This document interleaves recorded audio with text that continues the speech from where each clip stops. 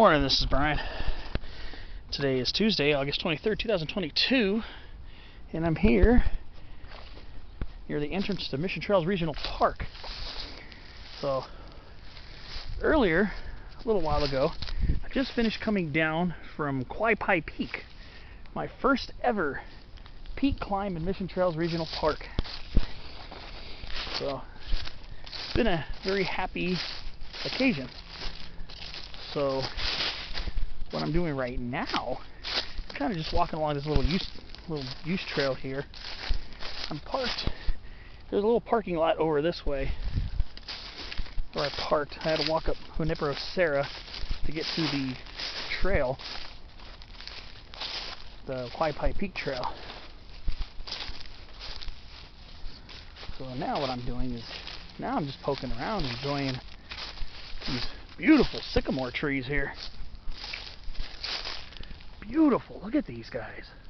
This is Platanus racemosa, our native California sycamore. Very pleasurable find here in SoCal. They live through most of the state, actually.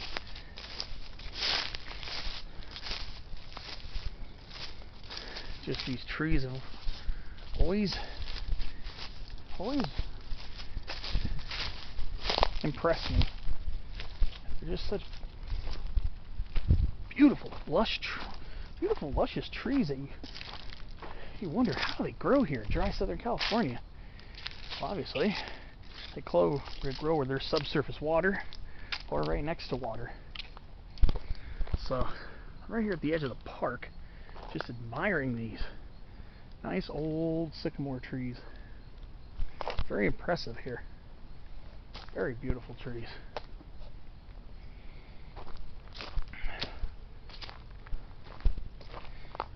I've already spotlighted this tree. Never did an ode video to this tree. Oh.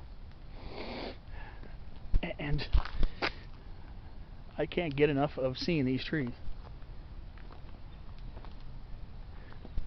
Just love them. They are some of the most fascinating trees we have here in the lowlands here of Southern California, and in California, period. Now, I know they're listed as growing as high as 4,000 feet, but occasionally I've seen these up to 5,000 feet before too. On a, not very common, but on occasion. You'll see them sometimes in canyon drainages up to 5,000 feet. But I just always enjoy the rugged architecture of these trees, like our coast live oaks. A lot of times that grow with these sycamores. They just have these beautiful curvy branches, gnarled trunks, and a lot of times these trees are multi-trunked. You can see trees are often multi-trunked, and they go through periods of very dry weather and sometimes dieback, but a lot of times they resprout from their crowns. Usually they don't get extremely tall, but there are some sycamores I am definitely willing to say have gotten over 100 feet tall here in SoCal. I know my old field guide to North American trees by the Audubon Society, I think the record was in Santa Barbara or something like that, at 116 feet tall.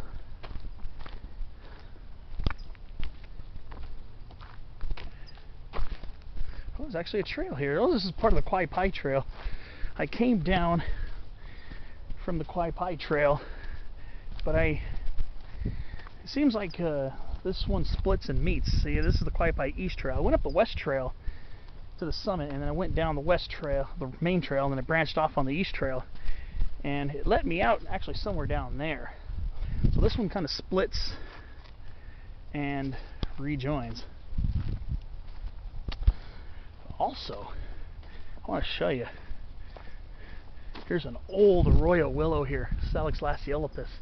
This is actually one of the larger specimens I've ever seen. This Salix lacceolipus right here.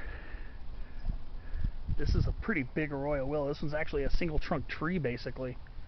Usually these things are multi-stem shrubs. And what's even more amazing is this huge red willow right next to it. This is Salix laevigata. This is red willow right here. Making sure it's not poison oak. This is a red willow right here.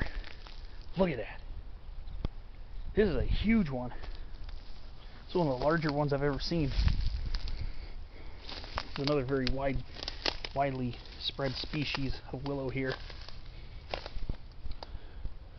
This is Salix laevigata right here. Look at this. Wow, this is a monster. This is a big one. This is very girthy. This is a girthy tree right here. Wow. Now these trees are not known to get extremely tall either. But yeah, but here's the arroyo willow I was pointing out first. This is a single trunk willow tree. Unless this one right here is a trunk too. This might be a trunk maybe related to the root system here. I'm guessing that's probably true, but these things are usually a lot smaller than this. A pretty girthy trunk for Salix lacceolipus. Cool little finds around here. There's actually a little water flowing through here.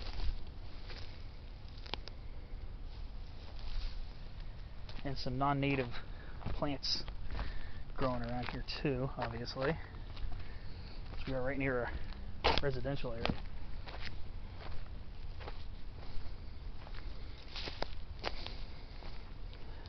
But we do have some native plants here too. This is called willow herb right here.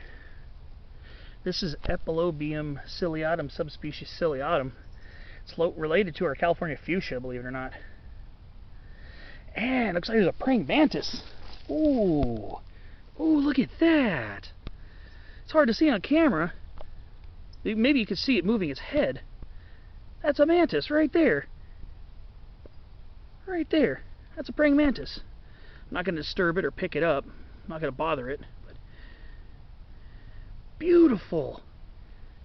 Ah, what a cool find. What a beautiful bug. What a beautiful insect. You can see its arms kind of curved around the branch here. Like I said, I'm not going to disturb it too much other than to film it. But yeah. Trying to see if I can get it to move its head a little bit.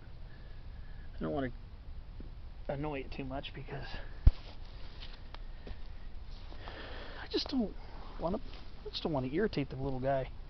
Oh, little praying mantis. Awesome. That is what. See, I'd live for little things like this. So yeah, there's a little water right here. I don't know if any amphibians use it over here, but it's a pretty cool little spot. I'm not gonna lie. One more look at that beautiful mantid. Look at that. See, just trying to maneuver around. What a beautiful bug. What a beautiful insect. Look at that. I guess I was meant to come over here. Wow.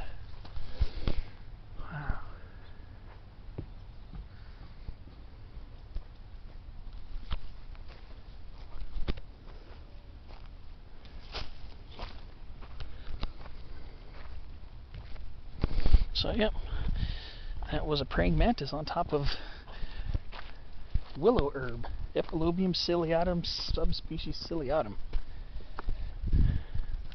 There's a Gooding's black willow, Salix goodingi. Usually these are the largest willows. Usually the largest willow trees are these. But I'll tell you, that red willow, and that's the top of the red willow tree, is really taking the cake. So there's this apartment complex. Look at this humongous Aleppo pine, Pinus halepensis. I saw this tree when I was hiking down from Quai Pai I saw this tree, I was thinking to myself, I wonder if I can get near it. Like I said, I'm not going to get close to that little fence there and disturb the people living there, but wow, that's a huge Aleppo pine. This is good old Pinus halepensis from the Middle East and the Mediterranean. That thing is humongous. Wow.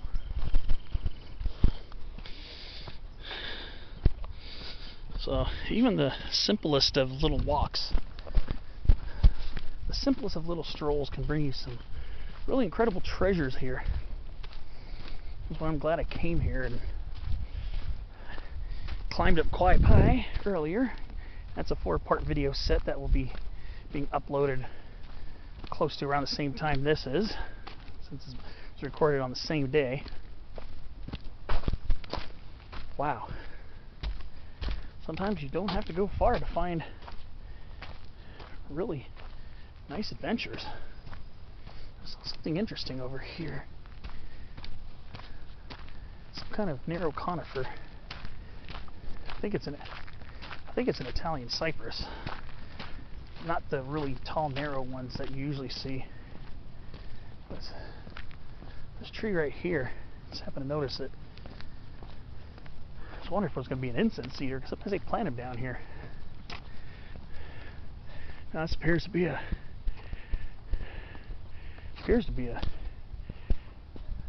I think this is an Italian cypress, Cupressus sempervirens. Now, usually when you think of Italian cypress, you think of those really impossibly narrow, spired trees. You think of those really narrow spires of trees.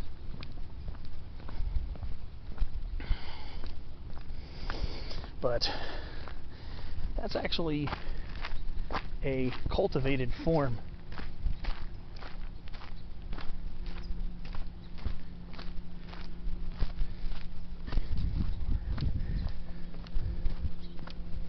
Actually a cultivated form. Believe it or not, like the cultivar stricta, the really tall, extremely narrow ones have been cultivated for a long time. The regular species is not quite as narrow. It's more pyramidal, kind of like the one I just showed you.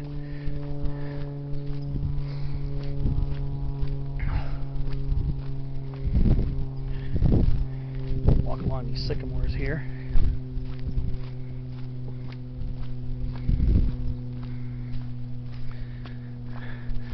So now I'm back on the Kwai Pai East Trail. It's going to let me out.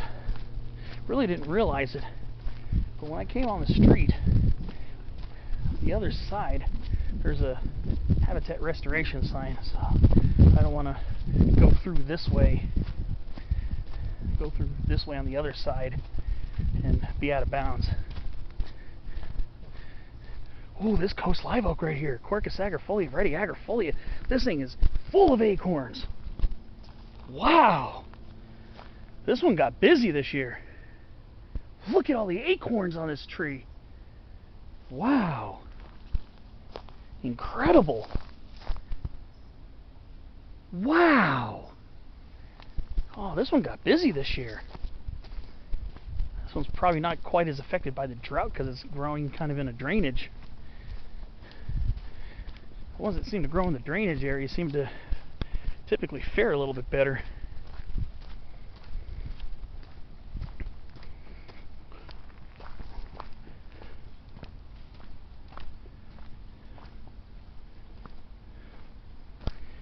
See if this one's getting busy too. I think this one has acorns on it too, but it doesn't look like it has nearly as much.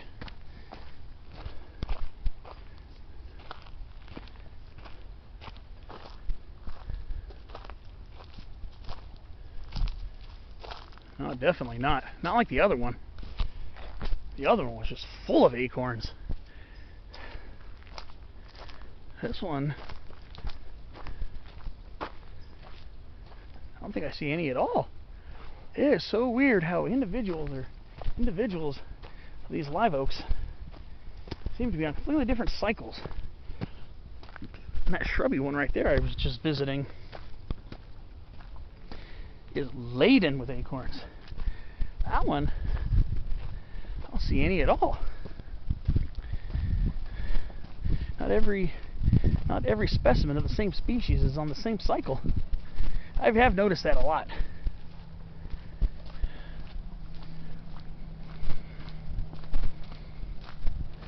It's pretty interesting.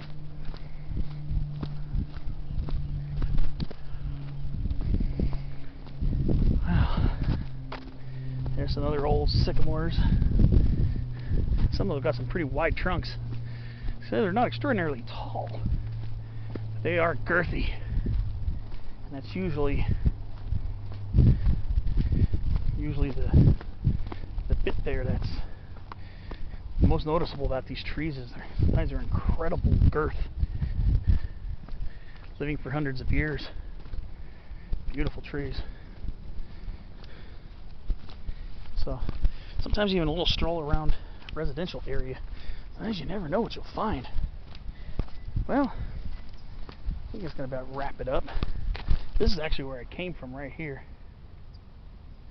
I guess I went down the east trail, but I guess it turns into the regular quagmire. I don't know. Don't worry about getting lost if you're trying to hike to Quagmire, because there are a few different ways to get up here. So you see, it's very well marked, so you don't have to worry about getting complicated.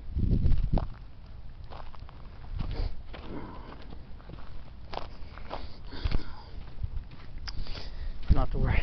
It's pretty easy. It's very well marked. You're going to see trail signs a few times on the way up. Anyways, if you follow the wide trail and don't branch off on the little narrow side paths that sometimes pop up, you'll be fine.